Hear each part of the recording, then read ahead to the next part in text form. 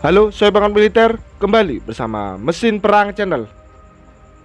Untuk kesekian kalinya, pemerintah Indonesia menegaskan akan tetap bergabung dalam pengembangan pesawat KF-21 Boromei setelah beberapa waktu yang lalu Indonesia dikabarkan telat membayar cicilan biaya pengembangan. Komitmen tersebut disampaikan setelah pihak Korea Selatan kembali menagih janji biaya cost share pengembangan KF-21 Boromei kepada Indonesia. Komitmen tersebut disampaikan oleh Direktur Teknologi dan Pertahanan Kementerian Pertahanan Indonesia, Marsikal Pertama Deddy Lasmono, dalam acara Workshop Foreign Policy Community Indonesia bekerjasama dengan Korea Foundation pada Selasa 16 Januari 2024. Alasan Indonesia menunggak pembayaran cost share ke Korea Selatan tersebut lantaran anggaran APBN yang terbatas.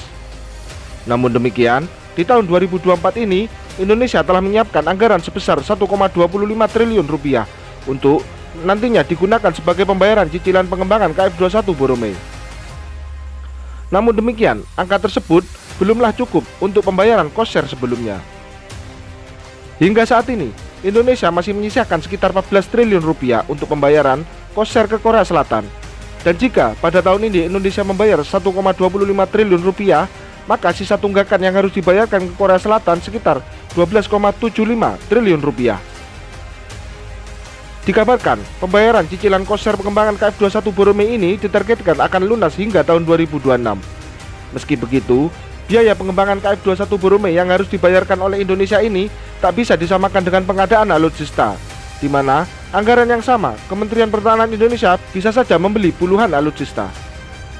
Namun terlepas dari hal tersebut, ada hal lain yang didapat oleh Indonesia, yakni teknisi hingga lulusan teknik penerbangan bisa andil bagian dalam program ini. Sehingga ke depan Indonesia melalui PT Dirgantara Indonesia dapat mengembangkan jet tempurnya sendiri.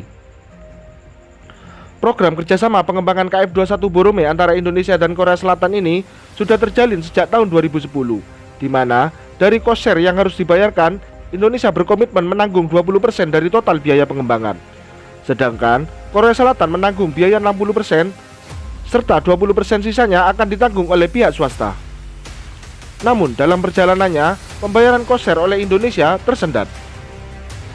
Meski hingga saat ini Indonesia belum melakukan pembayaran cicilan cost share pengembangan KF-21 Boromei, namun Korea Selatan melalui Defense Acquisition Program Administration atau DAPA direncanakan pada tahun 2024 ini mulai memproduksi massal KF-21 Boromei. Rencana tersebut setelah pemerintah Korea Selatan menaikkan anggaran pertahanan tahun 2024 sebesar 4,2% dibandingkan tahun 2023. Yang berada di angka 59,42 triliun won atau 50,2 miliar US dollar. Angka tersebut termasuk biaya produksi massal pesawat KF-21 Boromei sebesar 238,7 miliar won atau 201,6 juta US dollar. Namun untuk produksi massal tahap awal pesawat KF-21 Boromei ini mengalami perubahan dari rencana sebelumnya yang awalnya 40 unit pesawat berkurang menjadi 20 unit pesawat saja. Pengurangan produksi massal di tahap awal ini diperkirakan karena adanya faktor dari Indonesia yang telat melakukan pembayaran cost share pengembangan pesawat tempur ini.